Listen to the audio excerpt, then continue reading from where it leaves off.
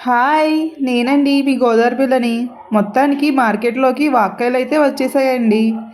పప్పు, వాక్కే వండుకుంటే చాలా బావుంటుంది కదా!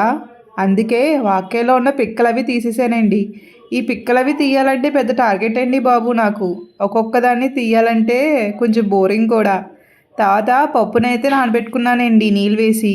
కుక్కర్‌లో అయితే పప్పుని పెట్టనండి నేను. గిన్నెలోనే వండుతాను సాధ్యమైనంత వరకు. వాక్యాలైతే అన్ని పిక్కలు మొత్తానికి తీసేసానండి. ఈ లోపల పప్పు కూడా పొంగొచ్చేసింది.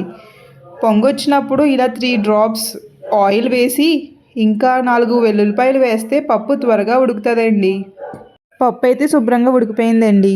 అందులో ఉల్లిపాయలు, పచ్చిమిరకాయలు, ఉప్పు, కారం, పసుపు వేసి బాగా కలపండి. ఇవన్నీ బాగా కలిపిన తర్వాత అందులో వాక్కాయలైతే వేసేసేయండి. వాక్కాయలైతే శుభ్రంగా మగ్గిపోయాయండి. కాకపోతే పప్పులో కొంచెం పులుపైతే తక్కువయిందండి. ఇవైతే హైబ్రిడ్ వాక్కాయలండి.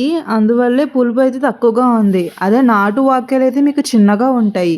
అవైతే టేస్ట్ బావుంటుంది. పులుపు కొంచెం వేసుకున్నా పులుపు సరిపోతుందండి. పులుపు సాలేదు కదా అని మిగతా ఉన్న వాక్కాయలు కూడా చిన్న గిన్నెలో అయితే ఉడకపెట్టేసాను ఉప్పు, కారం వేసి. ఇలా అయితే శుభ్రంగా ఉడికిపోయాయండి. ఒకటి తీసుకొని చూస్తే మీకు తెలుస్తది. చక్కగా అయితే ఉడికిపోయింది. ఈ ఉడికిన వాక్కాయలు రసం అయితే నేను పప్పులో వేసేసానండి.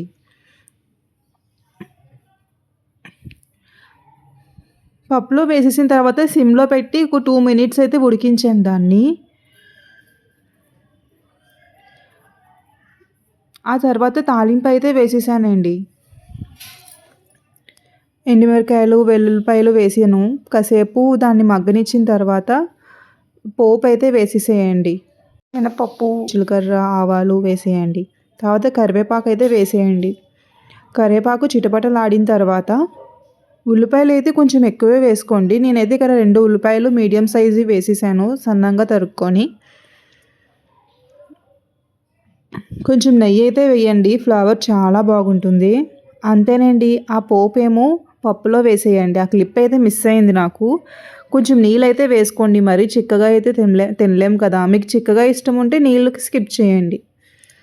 అంతేనండి. గుమగుమలాడే వాక్కాయ పప్పు రెడీ అండి. ఈ పప్పు అయితే పుల్ల పుల్లగా, కారం కారంగా అద్భుతంగా ఉంటుందండి అన్నంలో కలుపుకొని తింటే. సైడ్న కొంచెం వడియాలు వేసుకొని పప్పు, అన్నం కలుపుకొని తింటుంటే అదరహో అండి. సైడ్ అయితే నేను గోధుమ పిండితో చిప్స్ అయితే తయారు చేశానండి. చాలా క్రిస్పీగా వచ్చాయి. సబ్స్క్రైబ్ చేయండి.